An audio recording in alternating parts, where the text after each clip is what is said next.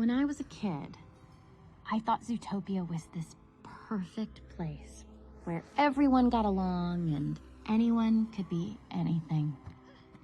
Turns out, real life's a little bit more complicated than a slogan on a bumper sticker. Real life is messy. We all have limitations. We all make mistakes, which means, hey, glass half full, we all have a lot in common. And the more we try to understand one another, the more exceptional each of us will be. But we have to try.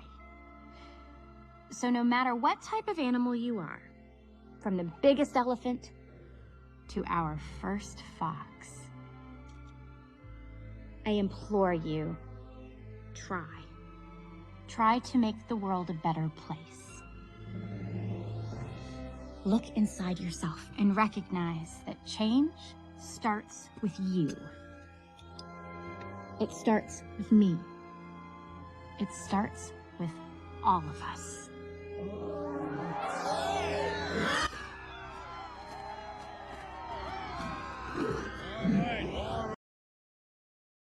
One of the great lessons of life is that nothing will change unless you change. Nothing will get better unless you get better. It's not about circumstance. It's not about luck.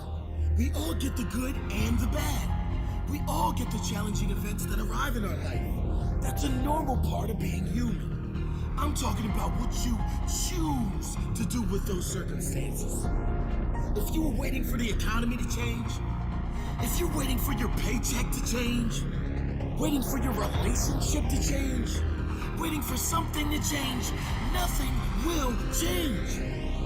If you want change, you must change. When you change, everything will change for you. If you want better, you must be better. And when you get better, your life will get better. You must work on yourself more than you work on anything else. You must add more value to others than anyone else does. Take a step back and look at your life closely. What can you improve? Be honest with yourself. In every area of your life, what can you improve? If you're being honest, there will be many areas you can improve. If not, you're either not human or you're lying to yourself. Commit to work on improving those areas. Remove everything unimportant in your life that can get you sidetracked from your goals and purpose. Anything that takes you further away from the life you want, eliminate it. It might be TV. It might be people in your life. It might be unhealthy habits. You know what it is. Look within. Be honest with yourself. This is your life we are talking about. Nothing is more important. Be honest with yourself. Be strong. Have the courage to live the life you want to live, regardless of what anyone else thinks. Nothing will change unless you change. Nothing will get better unless you get better. It's all about you. The road to success is hard, but it isn't impossible unless you quit. Stick it out. Suffer through. Show your character. And one day they might speak of you. You, the winner. You, the champion. The one who didn't quit. The one who fought back. Fought with heart, with courage. If you're like most, you'll take the easy path. You won't take action. You won't decide right now to make a change. You won't take action right now on changing your life. But you're not like the rest. You wouldn't be listening to this if you were. Decide right now. This is it. I will take action right now. The second this ends, I'm going to set up my life to win. All things that take me further away from the life I want, out. Positive daily habits, locked in. Working on myself daily, locked in. Reading more, learning more, committing to be better every day. Lock it in. I will receive better because I will be better. I will get change because I will change. How Albert Einstein famously remarked in a conversation with Werner Heisenberg, he said, you know, in the West, we've built a beautiful ship, and in it, it has all the comforts. But actually, the one thing that it doesn't have is a compass, and that's why it doesn't know where it's going. This paradox of our times was propounded by the Dalai Lama when he said we have wider freeways but narrower viewpoints. We have taller buildings but shorter tempers. Will Smith said that we spend money we haven't earned on things we don't need to impress people we don't like. And it's phenomenal how the same technology that brings us close to those who are far away takes us far away from the people that are actually close. 30 billion WhatsApp messages are sent per day, but 48% of people say that they feel lonelier in general.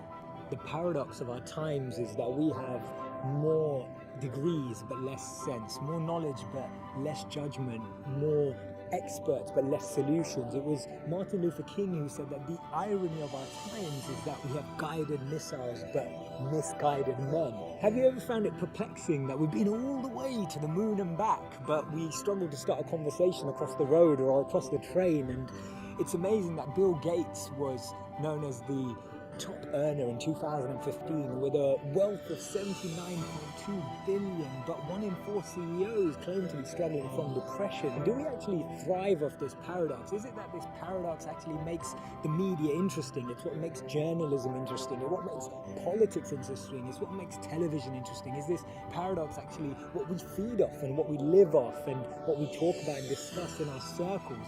Doesn't it seem that we've tried to clean the air but polluted our soul? We've split the atom but not our prejudice, and we're aiming for higher incomes but we have lower morals. So I'm hearing you ask, how do we bring a change? How do we dissect this paradox that exists in our lives? And it starts by us, each of us, pressing pause, pressing reset, and then pressing play again, taking a moment to become more conscious, taking a moment to become more aware, taking a moment to really reflect on the consequence, the implications of a misplaced word, of an unnecessary argument that we all know we didn't need to have, or to speak to someone just slightly differently, in a different tone, in a different voice, in a different empathy, with a different perspective, just to really connect with people on a different level. This thinking out loud started from Albert Einstein, and I'll track back to him when he actually said that the problems we have today can't be solved with the same thinking we used when we once created them. So actually we need to research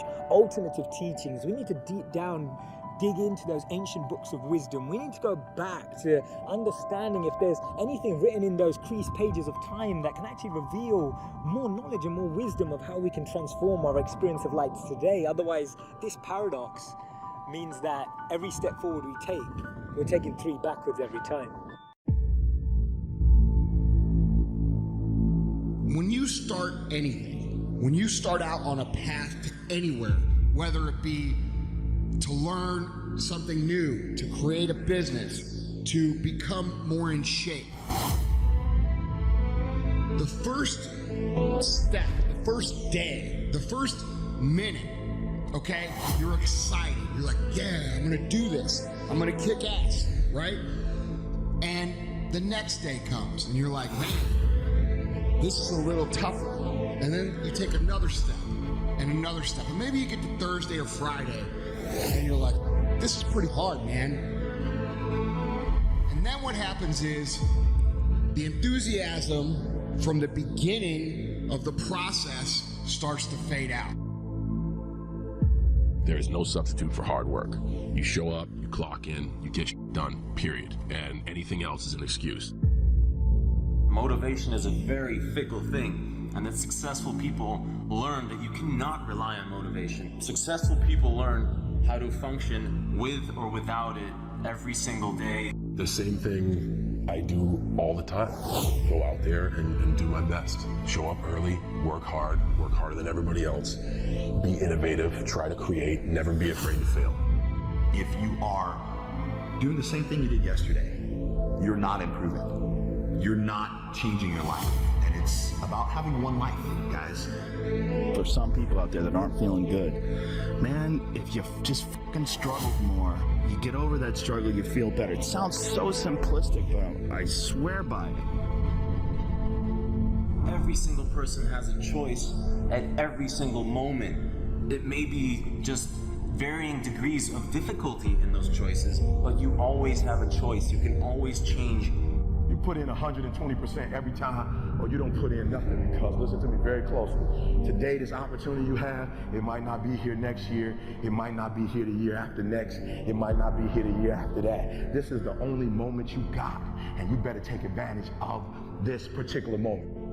And in regards to laziness, I think it's a very important thing to understand that as humans, we have this ability to think that everything we experience, all the emotions, are very much unique to us. But you have to understand that every single person in the world suffers from the same problems.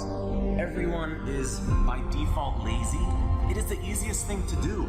It requires no energy, no effort. Time is not going to wait. So if you have 24 hours in a day and you're spending 16 at work, and if you have that one extra hour, whether it's you going through your social media, watching TV, spend it in the gym. Spend it on becoming better. It's such an important thing to realize that every single person, me included, and every successful person you could think of, Elon Musk, he probably also would find it easy to be lazy, but he chooses not to be. It's a choice. It's an understanding that being lazy is just easy, and you don't want to take the easy path. The path of least resistance, the path that requires no effort, no energy. In the beginning, everybody's excited. In the beginning, everybody's going to become a billionaire. In the beginning, everybody's going to conquer the world. But after a few weeks, a few months, maybe even a few years, they start to get tired. They start to get frustrated. They start to ask, why is this so hard? They start to ask, why is this so hard for me? And they think it's just them, and they think the whole universe is coming down on them. And that's when people quit. And guys, we all feel that way. We all have times of frustration. We all have times of anger. We all have times of why me? Why is this so hard for me? But at the end of the day, guys, when you start feeling that massive frustration, that massive anger, that massive irritation and massive stress, you are about to have a breakthrough. You are about to move through an area that most people can't make it through. And you just gotta keep moving. Because when you make it through that area, that's when shit gets fun.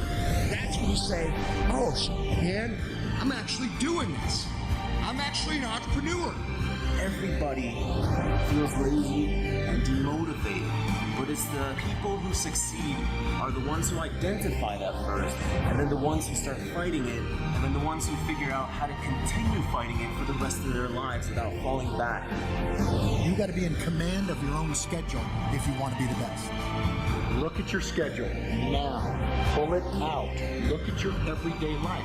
Where are you spending your time? Is it more performance-oriented, or are you preparing for that day of performance?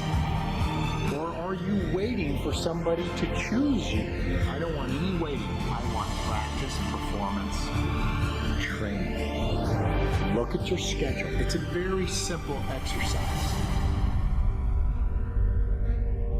I tell you this, if success was just a joyride, there would be far more successful people. There's a reason that not many people achieve what they want to do and live the lives they really want to do, because it requires, you know, hard work is one thing, but it requires you to conquer yourself. You are the only one stopping yourself from doing whatever the hell it is that you want to do. There will always be excuses. You can always point fingers at someone else and say someone else has it better. At the end of the day, it's you who chooses to watch TV, to watch YouTube, to browse Facebook when you know you should be doing something else. Close those browsers. Turn the TV off. Go do something that you normally wouldn't. Start leading an unusual life. Don't fall into your patterns, your lazy habits. You gotta keep breaking the pattern, the routines, keeping things on the edge, changing your surroundings, always kind of like figuring out how to resist that urge to just like settle down and sit your ass down and lay down on the couch and just mindlessly watch Netflix. That's so important in this life. This life doesn't have enough of that. There's not enough struggle. You don't get to know yourself without struggle. You don't get to know your boundaries unless you push them. You don't get to know who you are really unless you're tested. If you sacrifice and make the sacrifices each day, then you'll see the gains, man. It's all about a mindset. It's all about sacrificing and being willing to go through what it takes, you know? And when I say that, I'm talking about discipline, the desire, the determination, the dedication.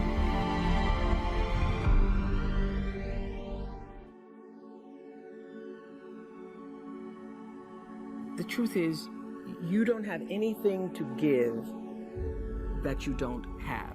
So you have to keep your own self full. That's your job.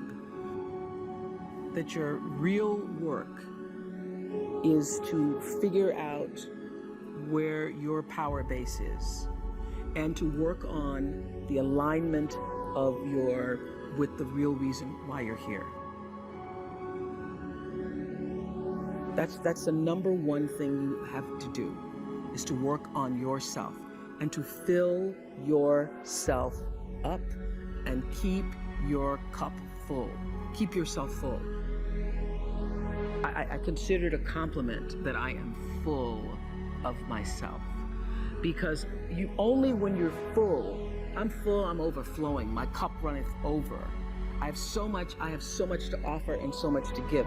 And I am not afraid of honoring myself, you know?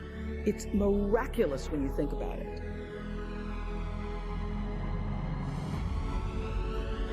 The ability to take care of that, to honor yourself and that which is greater than yourself, that which was the reason for your being here. Because only through that do you have the ability to offer yourself, your whole self, your full expression of who you are. I can't control whether your husband or wife will live or die or get sick or leave you or get a divorce. I don't want any of that to happen to any human being. I hate suffering. I do anything I can to help people not suffer. But I can't control that. You can. There are people who've lost their arms, lost their sight. There have been people that have been through the most horrific experiences in life, and they found a way to still be happy because they've made the decision that life is too short to suffer. I've interviewed dozens and hundreds over the years, but dozens that have impacted my soul, that made me realize I can change this. I've just gotten used to it. I've bought into the theory that this survival software that's constantly running and making you suffer, that's normal. No, that's what the mind will do. And mind has been around forever. What I'm gonna do is something different. And the way I get out of suffering, I give myself a 90-second rule. It's really simple. I say, look, if I feel myself starting to feel that stress, feeling that pissed offness or upsetness or concern or worry about my kid, whatever, I realize that's not gonna make it better. Life's too short to suffer. And then I just kind of breathe slowly, slow everything down, and I just watch the thought go by and go, look at that crazy thought. Because everybody's had crazy thoughts. Everybody's had the thought, I'm gonna kill that son of a bitch, right? And then you don't kill him, because you don't believe that thought. It's the thoughts that are stressful that you believe that mess you up. When you question them, you break the pattern. As Ernest Hemingway noted, the world breaks everyone, and afterward, many are stronger in the broken places. But my question is, why isn't everyone? To me, it comes down to the strategies that you use. There really isn't anything objectively good or bad. There isn't anything that happens to you that can't be overcome. There isn't anything that could happen to you, anything. That when you turn inward, you can't find a reason to overcome. You can't find a way to put those pieces back together, and that becomes your job. It becomes literally up to you whether you're going to sit and wallow and woe is me, because what happened, happened, and there's no way to take it back. But how you respond, what you bring to that table, whether you meet fire with fire, whether you meet that adversity with falling apart, becoming weaker in the areas that broke, or you bind them and mend them, and it becomes like a weld that literally makes you stronger, is a choice. And it's a choice only you get to make. But as Stephen Hawking said, when you complain, nobody wants to help you. There are many things in your life that you have every reason to complain about. You have every reason to be upset by the things that have happened to you. The most sinister thing about excuses is they're valid. There's a million reasons why you should be able to give up. There's a million reasons why you shouldn't need to try. That thing that broke you, you should be allowed to just sit on the ground. And here's the thing, that's your right. You have every reason to do it. And maybe people won't even think less of you. But here's the truth. You either become weaker or stronger in the places that broke, and that's a choice of how you react moving forward. The great news is, the best thing that you could do to become stronger is love yourself. And as Kamal Ravikant said, loving yourself is a practice. People think that it's something that's going to feel right, that it's going to feel natural, that you're just going to turn inward, and there it is, this spark of love and joy for yourself, inside yourself. But the truth is, that's just not the human experience. That's not the way that it works. There's going to be a voice inside your head, and it's going to blame you. It's going to say that it's your fault. And no matter how many times people on the outside tell you that that is not true, that this thing happened to you, that it isn't you, it doesn't define you, there will be a voice that's going to tell you that it does. And that's where you have to fall back on process. That's where you have to realize that you literally have to practice loving yourself, and that it's okay, that no matter what happened, there is absolutely nothing that invalidates that you're worthy of your own love. But you've got to practice it. You've got to be willing to do it. You've got to be willing to put in the reps. You've got to know that it's not going to feel right, but you've got to know on the other side of that is a vision of your life where you actually do love yourself. Because you took the time to say it. You took the time to practice it. You took the time to sit there and feel stupid and say that you love yourself.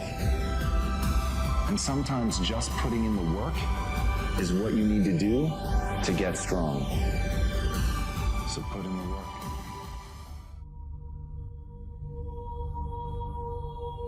Most people live the way they think other people think they should live. At the very best, that's got to be a bad trip. This is your life. Make it a phenomenal experience. Greatness is not this wonderful, esoteric, elusive, God-like feature that only the special among us will ever taste. You know, it's something that truly exists in all of us. You and I have an image of ourselves. It's how we see ourselves. I know there's a reflection come back from the mirror. I can see me. That's a reflection of my physical being. But that's not how I see me. I see me in my mind. And it's based on information that I have on me. Some people have a lot of false information, so they've got a very false self-image. Anything that you're going to do is dependent on how you see you.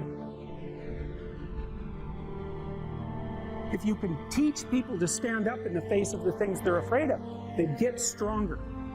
And you don't know what the upper limits to that are, because you might ask yourself, like, if for 10 years, if you didn't avoid doing what you knew you needed to do, what would you be like? There's no reason to have a plan B because it distracts from plan A. He who says he can and he who says he can't are both usually right. What would happen if, for some reason, we ignore somebody unlocked 100% of the cerebral capacity?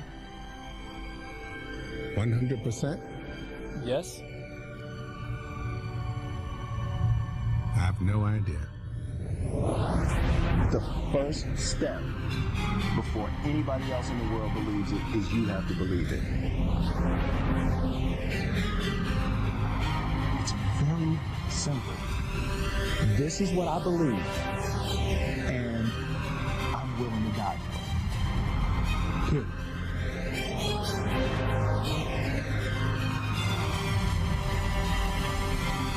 want to represent the idea that you really can make. I just believe that. I believe that I can create whatever I want to create.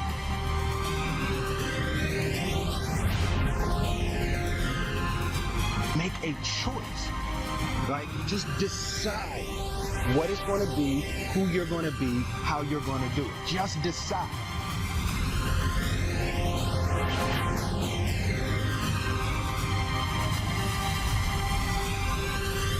If you are not making someone else's life better, then you're wasting your time.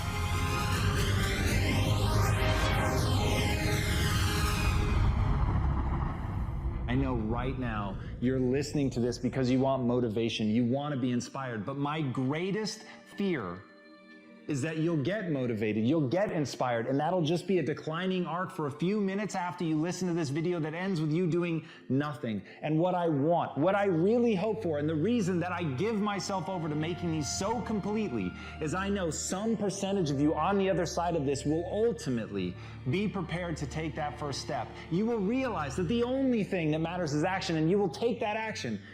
And it's in that action that your potential greatness waits. And as Martin Luther King said, take the first step in faith. You don't have to see the whole staircase. Just take the first step. You've just got to believe that you can learn. You don't have to believe that you're already capable of doing what you want. You don't have to believe that you can already build that thing that you dream. You don't have to believe that you already are extraordinary. You simply have to believe that if you take that first step, you put yourself on a journey not of execution, you put yourself on a journey of learning so that you can execute. And that, when you understand that difference, that's when you really will be on that path to greatness. And that is the thing that I want for everybody listening to this. Please understand, the only thing you need to know is that you have to take the first step. Whatever the vision is that you have for your life, you absolutely can make it come true. And the process is very simple. The process is about learning. The process is about growing and getting better. It's about recognizing what you're not good at. It's about recognizing what you have to learn. It's about taking that first step on faith. On faith that you can get better. Not on faith that you're great. On faith that you can become the greatest of all time. And once you have that faith, once you know that simply being a human being puts you in this rare category of creature that can get better through pressure, through pain, through difficulty, through failure, those are the things that are going to be the building blocks of your success. But in order to begin on that road, in order to have your first glorious failure, you must first take that first step. So please, don't waste your time being motivated or inspired. Spend every second of your time moving forward. That's how you're going to get where you want to go.